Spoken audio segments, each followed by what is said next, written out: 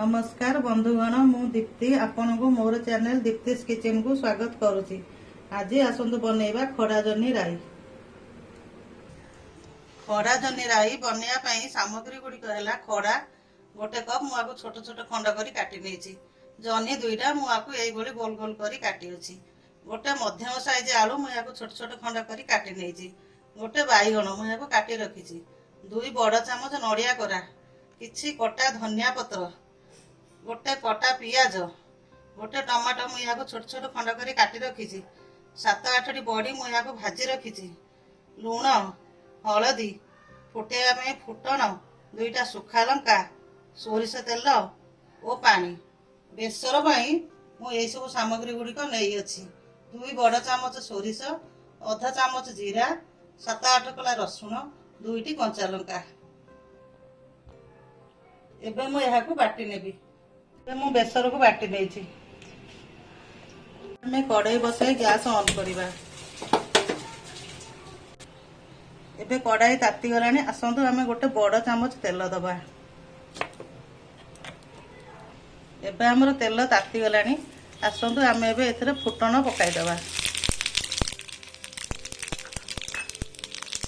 एबे फुटण फुटी गलानी। हमें एबे पियाज पकाइबा।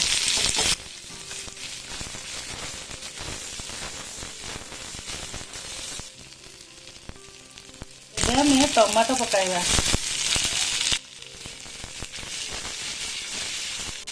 एबे हमें टमाटो को यही करी अल्प भाजी देबा। एबे हमर पियाज और टमाटो अल्प भाजी हे आसनी। आसनी एबे हमें परिया गुडी को एतरे पकाई देबा।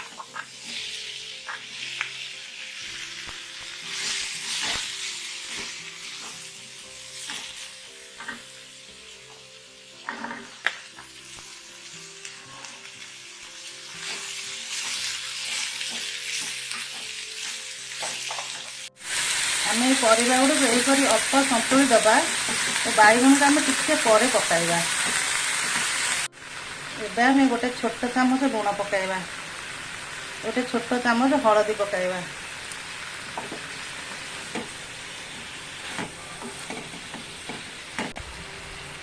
एबे आम बटा जाइथा बेसर को आम पकाइबा।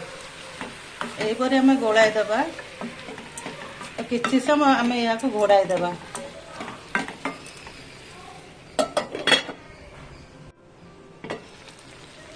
जन्नी रे लुण पड़े से पानी बाहरी थाए। एबे अल्प पानी बाहरलानी। आम एबे बैगन गुड़िक एथरे पकाई दबा। अल्प पानी दे आम यहाँ को एबे 5 मिनिट पई सिम रे घोड़ाई दबा।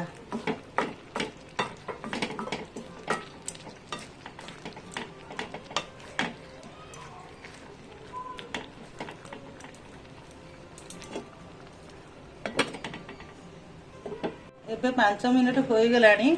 आम ए बड़ी गुड़िक यहीपरि पकाई दबा। गोरा ही रही नड़िया को यहीपरि आम पकाई दबा और यह यहीपरि गोलाई दबा और ढांकुणी एबे आम एमती बंद कर दबा। एबे 10 मिनिट हो गलानी। आसंतु आम ढांकुणी खोली देखिबा। एबे हमर परिवा गुड़िक प्राय सिझी आसलानी। एबे मु यहाँ ऊपर धनिया पत्र काटिकी रखी पकाई दउची। एबे आमे गैस लिभेई दबा। एबे प्रस्तुत हो गला आपनकर खड़ा जन्नी राई। एबे मु यहाँ को सर्व कर देउची। एथरा प्रस्तुत हो गला आपनकर खड़ा जन्नी राई। यहाँ को मु एबे सर्व कर देइची। आपन को जदि ये रेसिपीटी भल लागिला ताले यहाँ को लाइक करिवे, शेयर करिवे और मोर चैनल दीप्तिस किचन को सब्सक्राइब करिवे। जय जगन्नाथ।